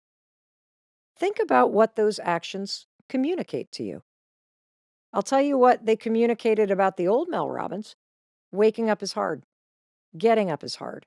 Mornings are hard. Life is an obligation. Being in bed is better than being awake. I don't want to get out of bed. I don't want to start my day. There is nothing I'm looking forward to today. I have nothing to get out of bed for that actually makes me happy, which is why this is going to be a slow death march for me of alarms that are summoning me to roll out of this warm bed and actually start this day. I wasn't a morning person because the old Mel Robbins chose not to be one. The old Mel Robbins literally did absolutely nothing the night before to set herself up for success. If you think about all the choices that I was making, because deciding to just zone out in front of TV, that's a choice. Leaving the dishes for tomorrow morning, that's a choice. Not packing lunches to set yourself up for success, that's a choice. That is part of your routine. And if you don't watch it, you're going to become like the old Mel Robbins. You're going to be making your life harder for yourself without even realizing it. And one of the main reasons why I kept doing it is because I kept telling myself, I'm so tired. I don't want to have to do anything. I've worked all day. And by doing that, I was just making it harder. Now, thankfully, I finally had this turning point when I realized I don't want my mornings to be a 5-alarm fire drill because there is nothing fun about waking up late and feeling frustrated and then being stressed at your kids and then yelling at them to move faster because you yourself didn't get up on time and then scrambling to pack the lunches and the drama that comes with that and then trying to get them to eat when you haven't even prepared anything and then finding that permission slip that they needed that you signed last night but you didn't put it in a place that you could find it simply because you were not thinking about the fact that you deserve to wake up in a powerful way. You deserve to complete your day in a way that supports you. I didn't have to race out the door. I didn't have to start my day mad at my husband, frustrated by the frenzy, going from literally sleeping to a panic attack every single morning and then hopping in the car to commute to work to see that, oh my God, I have 0 gas in the tank because I was too tired when I drove home last night to stop and I just wanted to get home. So I didn't fill up the tank and now I'm running late and now I'm on the highway and I'm pulling on at the exact time that traffic literally doubles. Why do I keep doing this to myself? And here's something interesting. Doesn't it make sense that if I start my day like that, I'm probably making myself more stressed and tired all day long? That crazy morning is like a domino that falls. And it triggers more stress and more being behind and more draining energy so that you're constantly feeling like you're always reacting because you are, because you set it up that way. I know this because I lived it for years. And I just kept saying all the disempowering thing. Why can't I be like it? Why don't I have discipline? Why don't I do this? And I didn't understand how to break this down in a way that not only makes sense, but it's supported by the research. And I think I was rolling home completely spent, not because work was long, not because the day was stressful, but because my entire experience of waking up and starting the day had started that way. That I was looking forward to that bottle of wine the second the kids got on the bus because I had spent the 45 minutes I was awake running around like the Tasmanian devil. And I'm here to tell you, there is an easier way. And that brings me back to this hack. You can make this easier. You can be a different person. Your morning routine is everything when it comes to success and happiness and putting yourself first and finding the time that you deserve to focus on what matters to you. And that incredible morning routine has to begin the night before. That's the hack. And that's what changed everything for me. I am not the old Mel Robbins. In fact, just describing what my life used to be like is giving me a stomach ache when I think about how much unnecessary stress and drama I created for myself, for my kids, for my husband. It wasn't fun for anybody. And so I'm not like that anymore. I am a completely different person because I decided I wanted to be a completely different person. And you don't have to be a Navy SEAL. You don't have to be a competitive athlete. You don't have to run $1 billion company to understand that setting yourself up the night before is the secret to waking up and having a great morning. And when you have a great morning, it's easier to have a great day. That's how this builds. And so that's what we're going to talk about. How do you end the day? How do you wind things down and put yourself to bed? I want you to stop and think about something. You already have a routine about how you shut down your house or your apartment. Think about it.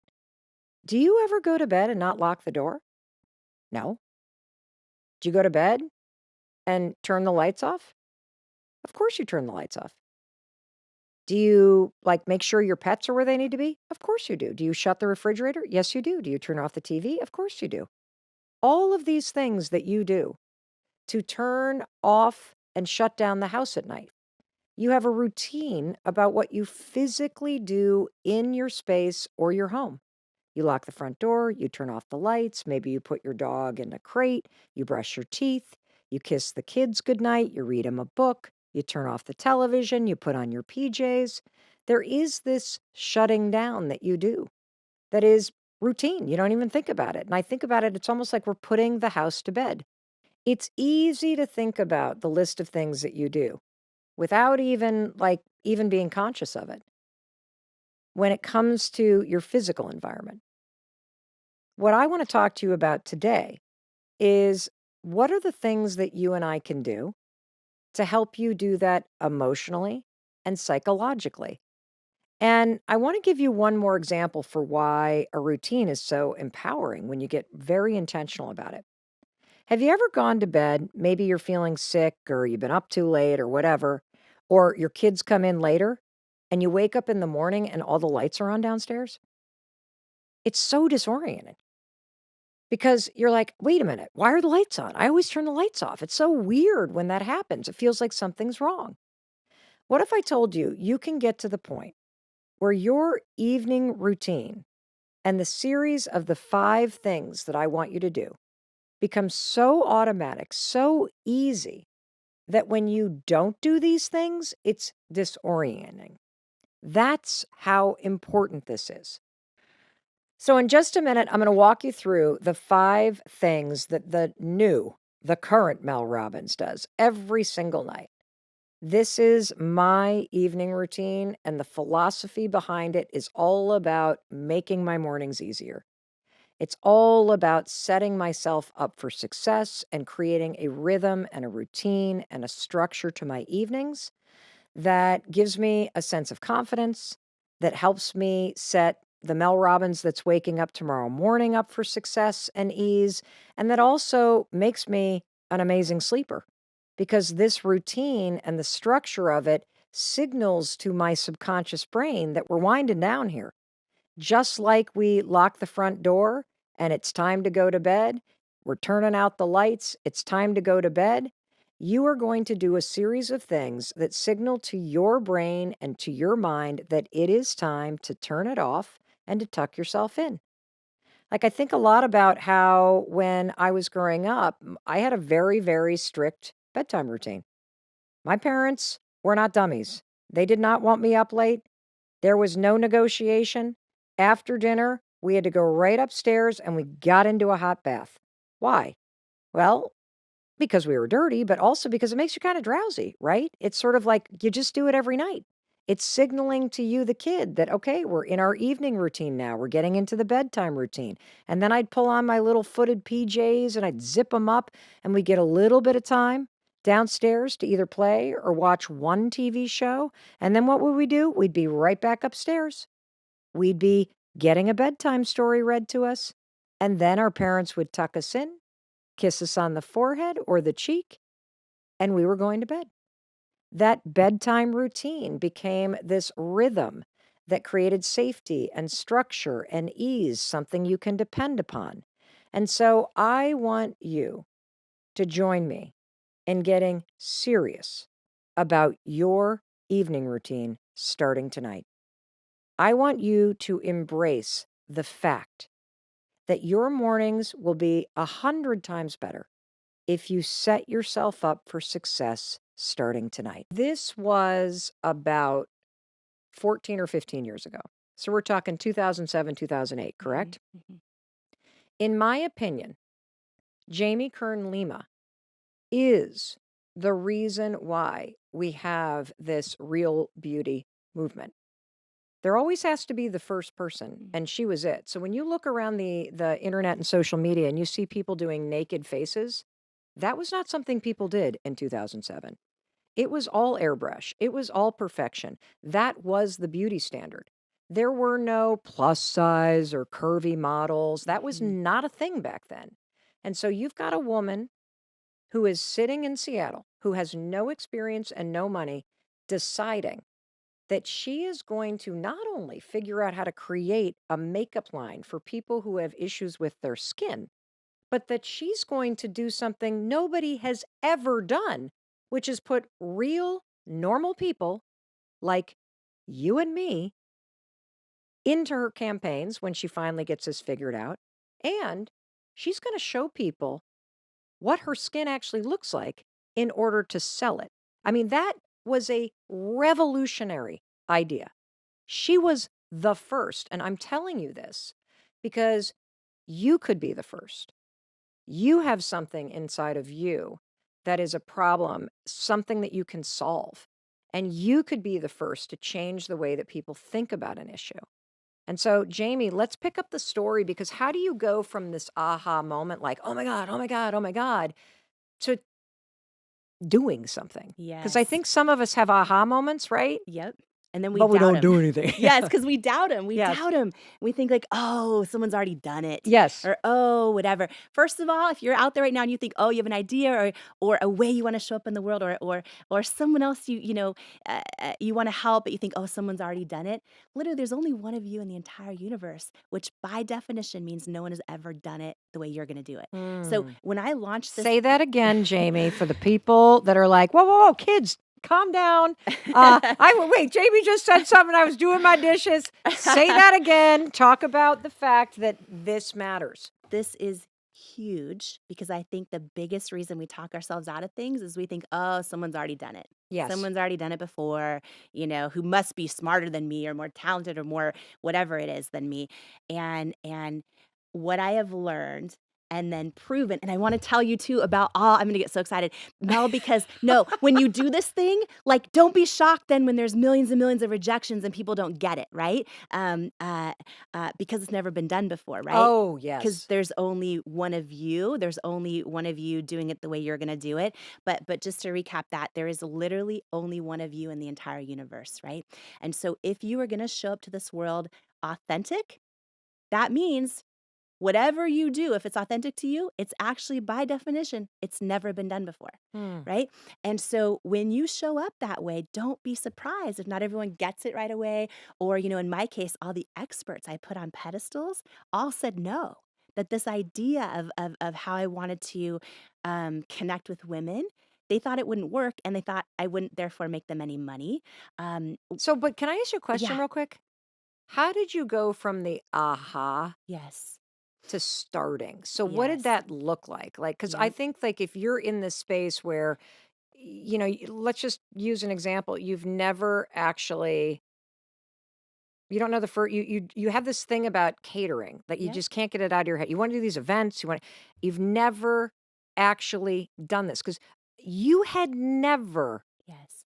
done anything with makeup. You had Yep. no idea what you were doing. Yep. You have an idea and you have an aha moment. Mm-hmm. What was the first thing that you did to start to make this real? So leaning on that, why I had to do it and why Mm-hmm. it felt like it was going to be part of my purpose was a Mm-hmm. big thing that helped me actually take the risk, quit my job, Wait, you And quit your job because you had an aha moment? yeah, it was deep. I was like, if I had What did it all, feel like? it felt like if I didn't do it, I would wake up the rest of my life with this pain in my gut, this longing, knowing I was created for more. It felt like if I didn't do it, I would have the pain of regret. And if Mm, I did do it, I might have the pain of failure and maybe the pain of embarrassment and then maybe the pain of, oh, wow, that doesn't feel like it went how I thought it was. I knew it was this big risk. I yeah. knew I was leaving what I thought was my dream job. Why did you have to Um, quit your job? Just curious. it was literally from day one, I was all in. Like I dove all in. I knew if I was going to do this, I needed to just go all in on it. And I started. I do not recommend this, but I started working like 100-hour weeks from the beginning. I was so freaking passionate about it. Like I couldn't stop thinking about what if I can actually figure this out. What if I can literally, because it became a So big did you have dream. any savings? Like, do you have a little bit of Very savings? little Because you didn't savings. pay yourself for the first 3 years that you did this. First 3 years. So basically, my husband and I wrote this business plan, right? Yep. Quit our jobs, dove all in our living room. We poured all of our savings into it. I thought, Mel, and this is for someone watching us right now. I know this. I thought if I can figure the product out, it's going to be huge. Right. And then I realized like, oh, being an entrepreneur or launching a dream is not always that easy. We put every penny we had into it and once we actually created a product and we were scrappy. If you And want to how know did you how, create a product? Like, are you in your yeah. kitchen buying stuff at the grocery store, or how does this even work? Okay, so no, so so first, I love that technology is right there, right? So researching how are makeup formulations made, who makes them, what are the FDA regulatory compliance, all the unsexy stuff I know nothing about. Just diving into the research phase of how does this happen, and then what I learned is that manufacturers are makeup companies' closest held secrets, right? Like closest held secrets. They won't disclose who they work with, but a Mm, lot of these big manufacturers work with all the top brands that you see or a handful of them. gotcha. So I So, started, so are you saying that all of the brands and top brands that you see are basically manufactured by a handful of companies? yes, Okay, handful of got it. companies, and then some do it in-house as well. Gotcha. So what I did was scrappy. I walked into a Sephora. I wrote down the name of every single brand in there, went home. I had no money, right? Cold call every single brand and saying like, "Oh, I'm looking for a really great manufacturer. Could you let me know who you manufacture?" And then they hang up on me. You know what I mean? One after another, after another, after another. And I got this really small brand in a totally different kind of positioning where the girl who answered said, "Oh, here's who we use. They're in New York City, blah, blah, blah." So that was my first manufacturer. Reached out to them, had a meeting in person, had no money, poured this idea out to them. They took a risk making me samples. And that's how it started, was just really being scrappy and trying to figure it out. All of our money had went into the product development formula and the Yep. advisory board of the product. Yep. And I thought, okay, now we have a product that works for me, right? This was after hundreds of formula iterations. I thought that was going to be it. So is this like year one or year two? Like, how long did this take? Yeah, it took a good first year to get Okay. that product. And then what I started doing was sending it to everyone I thought was just going to believe in me instantly. So I sent it to Sephora and Ulta Beauty and all the department stores and all of the online retailers, QVC, which is, live television shopping channel. And I thought, oh my gosh, this is going to be huge. Every single one of them said no after no after no after no. And to your point, it became 3 years of not being able to pay myself, 3 years of hundreds and hundreds and hundreds of no's, of crying myself to sleep at night. Were you and your Um, husband like fighting like crazy? Like, you should go back to work. You should, but why do we do that? Like, were you like doing you that? you wanna know what it was? We Yeah. still believed in it, but we weren't sure how we were gonna make it. It was like friends and family that were like, wait, you quit your job? Are you sure you should have quit your job?" Or, "Wait, you still haven't made any money? Like, it's been 3 years," right? So you hear all of this, the voices get so loud. Yeah. The loudest, though, were my own self-doubt. Sometimes we take a chance and go for something because our gut is telling us to do it, and then all of a sudden you face all this opposition and you start to question, is my gut wrong? Is my knowing wrong? And there were so many times where I would literally get this another brutal no from, Sephora or QVC or whoever it was. And I would just literally cry myself to sleep. I would pray about it and be like, God, I feel like I'm supposed to be doing this, but nothing is going right. So let's just pause in that moment because I get a lot of questions from listeners who, because of the things that have happened in their past, Yeah. they don't know how to trust their intuition. Yeah. And I get a lot of questions about decision making and how to truly, in a situation like this, where you are burning through your entire life savings, Yeah. you have left your dream job, you have gotten no after no after no after no after no. How do you stay connected to your intuition in a Mhm. situation like that? Mhm. What tool do you have or what advice can you give to somebody who's having trouble hearing what the right decision is Mhm. in that kind of situation? Yeah. So I think that intuition is like a muscle that we build Mm-hmm. over time. And I think it's a lifelong journey that, to really learning how to hear it and to trust it. And one of the greatest tools I think is to go back, think back to times in your life where maybe you had this gut feeling to do something and everyone around you said, don't do it. So you listen to them, you didn't trust yourself, and then think about what happened. Right. And then similarly, go back to a time where everyone was like, oh, no way, no way. And you're like, but I love him. I don't think he's lying. I think his phone really did break 5 times every weekend. He didn't disappear his phone. Like, right, think about like that situation when everyone was telling you something and you didn't listen, or even your gut was telling you, right? And you didn't listen, and you think back to those times and you start to develop pattern recognition Mm. of how it felt in moments in your life when you trusted yourself or didn't, and what happened. And you get better attuned to what that feels like. So, What does it feel like for you I in both feel, situations? Like, can you describe what it feels like for you when you're like, yep, no, that's a no? And what yes. does it feel like for you when you're like, I'm sticking with this? Yeah. Often it's the tiniest of feelings in my gut, right? Some people describe it as like a still small voice. I pray about it. I ask God to give me the answers and I try to live the answers. Do you feel the answers that God gives you? Like, is that what happens for you when you do this? Like right now, when I look at you, right? Yeah. Like I know you're a beautiful soul, right? I just know it. You know it. You feel it. Like I feel like you have good, like you're good. You know what I mean? It's a Yeah. feeling, right? And we get these feelings, but so much around us is so loud. Hmm. And we just learn over time. And by the way, not to go, this could be a whole other episode, but especially as women from the time we're young, we learn not to trust ourselves. We walk in to our parents fighting and we go, is everything okay? They're like, everything's great. Everything is great, right? To protect us, we start to learn to You're doubt like, ourselves. baloney. Right? Yep. But Uh-huh. or, especially as young girls, you learn to make decisions by consensus Mm. often with your friends, Or and making other people happy. making other people happy.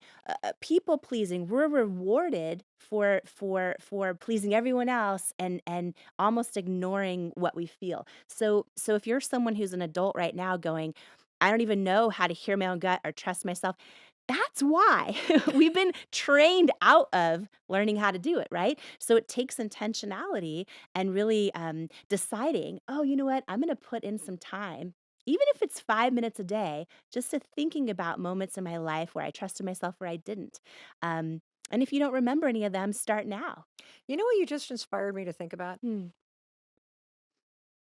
I don't even know if it's possible to do this, but imagine if you could go through the rest of today and only make decisions that align with what you truly want. If you Yes. don't want to go to that party tonight, don't go. If a friend asks you something and you feel obligated out of guilt to lend them that thing, don't actually lend them the thing. Yeah. Eat what you want to eat tonight for dinner. Don't just go to wherever your friends want to go. Like, I think that would be a real eye opening experiment if you were to do that. and you start building that muscle, right? And the more you do that, some people don't even pay attention to what they actually want to eat for dinner. They're just like, what sounds good to everyone? But to your point, when you start paying attention, then you also start building that knowing of hearing your own knowing. Do you think it's possible to discover your unique purpose in life if you are not connected and listening to your intention and intuition, I mean? And your own intuition.